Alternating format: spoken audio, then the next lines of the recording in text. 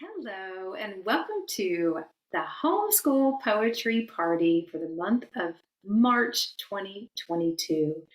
So, today I have for you a selection of spring poems. I don't know about you, but I am ready for spring. We've had some warm weather followed by some cold weather, and I just want things to start turning green. So, green will be our theme for the day. I'm going to share with you my screen and we will have some poems together. The first poem I'd like to share with you is called Because Every Day is a Symphony in Spring.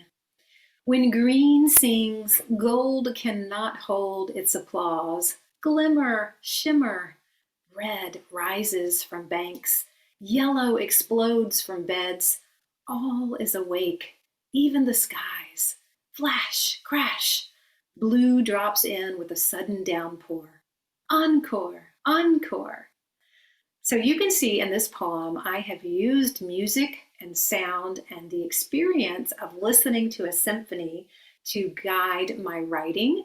That's how we have the glimmer and shimmer, which could be any of the woodwinds.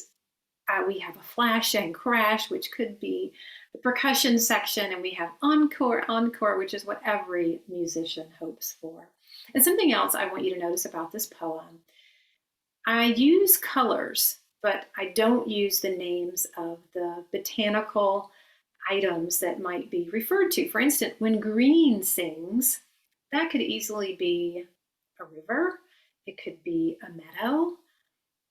Gold cannot hold its applause. In my mind, I'm thinking the gold of the sun. Red rises from banks. That could be azaleas or rhododendrons. Yellow explodes from beds. Around here, we have forsythia exploding. We have daffodils.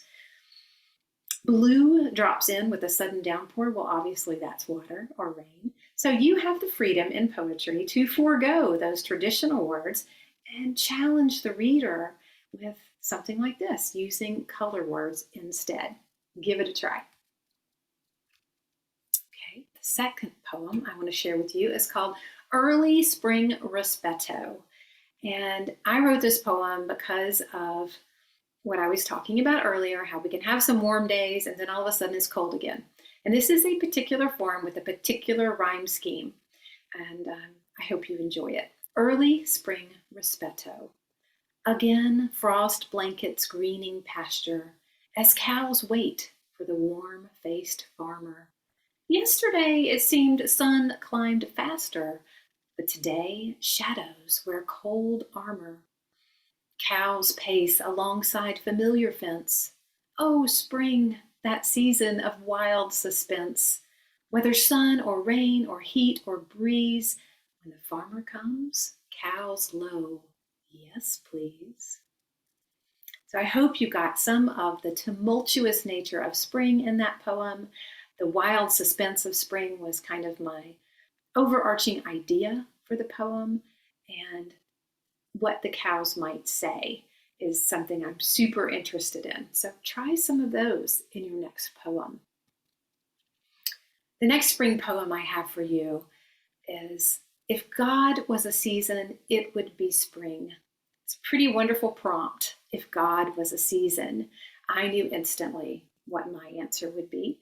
And this series of paintings by Giuseppe Arcimboldo, he has one for each season, so I encourage you to check out those paintings. For now, here's my poem. If God was a season, it would be spring, for we are made of riotous bouquets and glossy green dreams. Yes, rooted by fear, yet still we stretch towards something brighter. God fills our eyes, nose, mouth, ears, calls us to worship, meadow, garden, ditch. Each new shoot and bloom showing us growth is beautiful and beauty is brave. So I love those ideas of spring being beautiful and brave and all that there is in the world for us to worship in creation during this time of year. spring forward. So this weekend we will move our clocks forward, and this is a poem that's about that and not about that. Spring forward.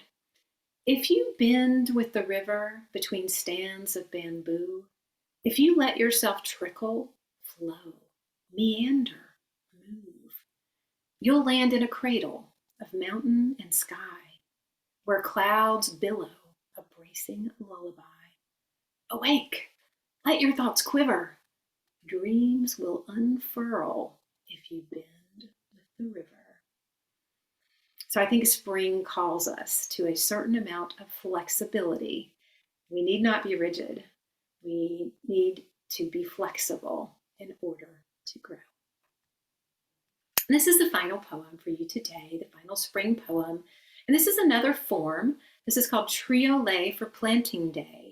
And one of the things I love about this form is it makes this 8-line poem seem really complicated, but you really don't have to write that much to achieve this effect. The first line actually repeats 3 times through the poem. The second line repeats one more time.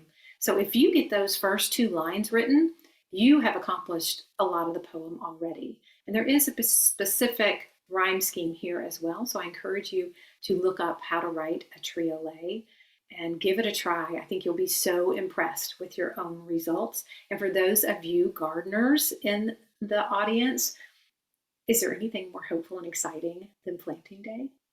I think not. Triolet for Planting Day. This is the way we plant the seeds on a quiet April morning. Poke, press, cover is our mantra, our creed. This is the way we plant the seeds, as soil favors gentleness over speed.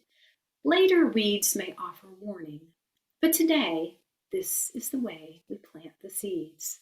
The garden starts on a quiet April morning. So that is the spring selection of poems I have for you today. Thank you so much for joining in, and I hope you write some beautiful spring green poems this month. And next month, I am going to offer you an invitation to join me live via Zoom to share your poems and celebrate National Poetry Month with me. So be looking out for that information, and as it becomes available, I will leave it in the description box here at the YouTube channel. Thanks so much for being here. Happy writing poetry.